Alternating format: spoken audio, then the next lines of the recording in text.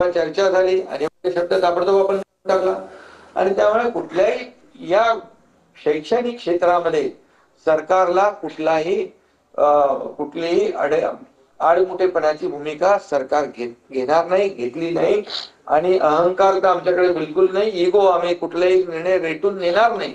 आता त्या अहंकाराच्या भाषेमध्ये मी काही जात नाही, ते तुम्हाला माहित आहे.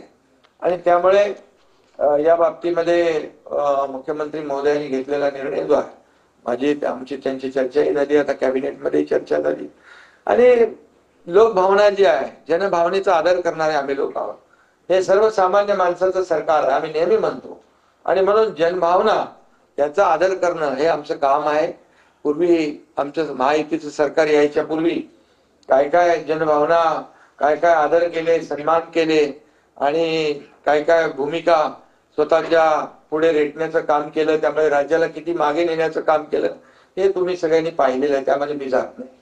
पण जो निर्णय आज मुख्यमंत्री महोदयांनी घेतलाय तो महाराष्ट्राच्या आणि विद्यार्थ्यांच्या, मराठीच्या आणि सर्वच विद्यार्थ्यांच्या हिताचा निर्णय आहे आणि मला वाटतं याच्यातून चांगला आउटपुट मिळेल आणि यामध्ये शेवटी ही मुलं जी आहेत आपल्या देशाचं भवितव्य आहे आणि त्यामुळे त्यांना जास्तीत जास्त फायदा झाला पाहिजे त्यांच्या शैक्षणिक आयुष्यामध्ये.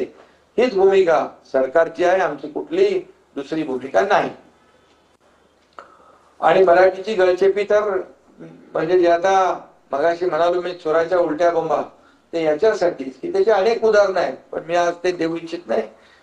मी वेगळेपणाने ती सांगेन सभागृहामध्ये देऊ. त्याचबरोबर त्यांनी आणखी काही काही प्रश्न विचारलेत. त्यांच्या ह्याच्यामध्ये भ्रष्टाचाराचा विषय त्यांनी घेतलेला आहे. तर भ्रष्टाचार झाला म्हणून त्याच्यावर आमच्यावर आरोप केले. पण मी एवढंच सांगेन की 2.5 वर्षात झालेला भ्रष्टाचार तर त्याच्या चौकशा सुरू आहे.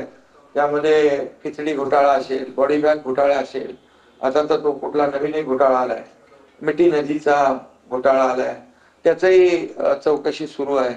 आणि त्याच्यामध्ये कोण दिनू काहीतरी दिनू मोर्या, आता त्याची चौकशी सुरू आहे. त्यांनी तोंड उघडल्यावर किती लोकांचा मोर्या होईल माहित नाही.